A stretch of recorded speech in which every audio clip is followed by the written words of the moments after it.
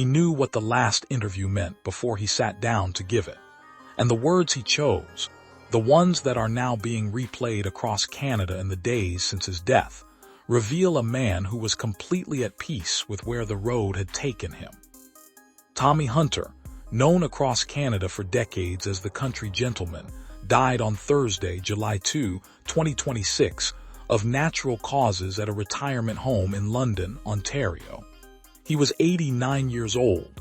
He passed peacefully in his sleep, surrounded by his family and his much-beloved dog. The last interview that Tommy Hunter gave, the one that Canada is now going back to watch with a lump in its throat, was recorded ahead of his final farewell tour in 2012. The tour that ended on his 75th birthday, in his hometown, with a broken guitar string in the opening medley and a room full of people who had been watching him on their television screens since 1965. He sat down with a broadcaster, the same broadcaster whose radio and television platforms had given him his career, and said the sentence that has now become the summary of his entire life. He said, "At least I'm still breathing, and at least I can say thank you and goodbye." He had been emotional during that interview. He said so himself. "If I wander off, as I often do, I start losing it. I start getting emotional because all these memories come back." The memories, 56 years of them, from the 9-year-old boy in London, Ontario, who first picked up a guitar, to the teenager who played hospitals and movie theaters and garden parties for whatever they would give him, to the rhythm guitarist who joined Country Hoedown at 19, to the man who hosted his own show for 27 consecutive years. 27 years. The Tommy Hunter Show ran from 1965 to 1992. At the time of its cancellation, it was the longest-running music program in North America. And when it was canceled, he thought he had failed. He said so. He recalled the dinner where the television executives told him the show would end with a series of specials. "I didn't hear specials," he said. "All I heard was they're going to cancel the show. I felt like I had failed. The whole thing. What did I do wrong?" He did not fail. The show had run for 27 years. The executives were simply out of specials.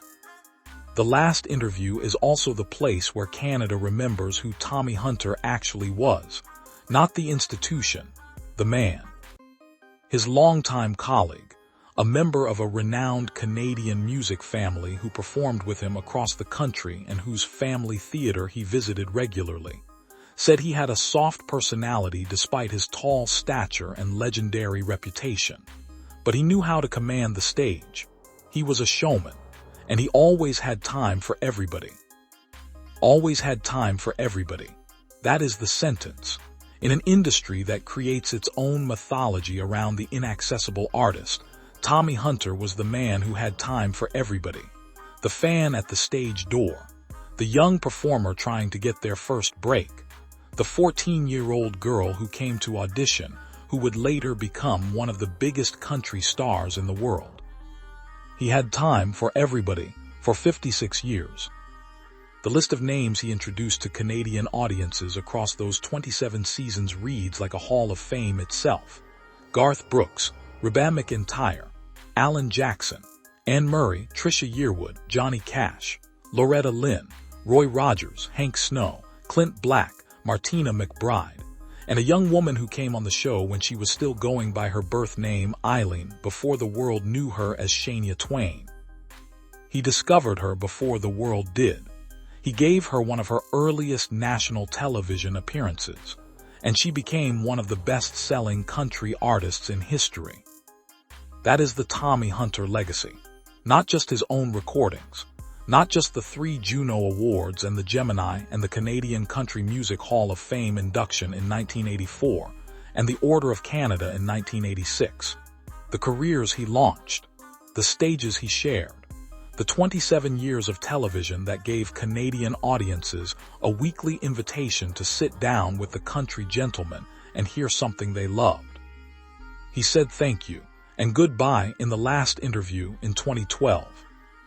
And on Thursday, July 2, 2026, in a retirement home in London, Ontario in his sleep, with his family and his dog beside him. The thank you was complete. Tommy Hunter, born March 20, 1937, died July 2, 2026, aged 89. Canada's country gentleman, the man who always had time for everybody. Rest in peace, Tommy. Thank you for watching.